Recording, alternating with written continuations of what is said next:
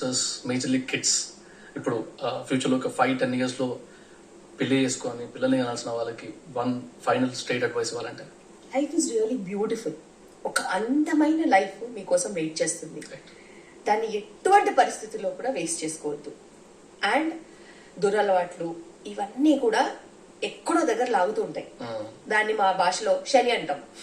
So శని ప్రభావం తగ్గించుకుని మంచి అలవాట్లు లేకపోయినా పర్లేదు, ఒక నార్మల్ లైఫ్ ని కనుక లీడ్ చేసినట్టు అవుతే అదే మీకు మంచి ఎక్స్పీరియన్సెస్ ఇస్తుంది.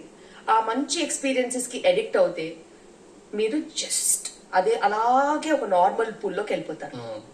ఎక్కడైతే శని ప్రభావం ఎక్కువ ఉంటుందో వాళ్ళని ఎక్కడా పట్టుకోలేము.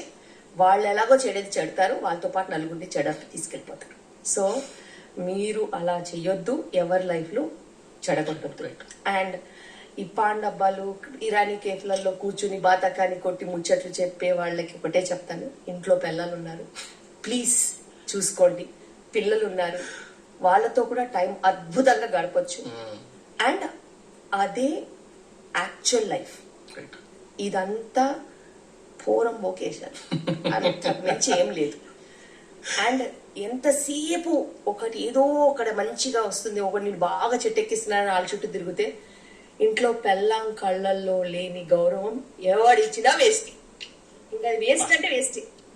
మీకు ఇంట్లో తల్లి, తండ్రి, పెళ్ళాము, చుట్టుపక్కల కుటుంబంకు సంబంధించిన వాళ్ళు ఇచ్చే గౌరవమే యాక్చువల్ గౌరవం.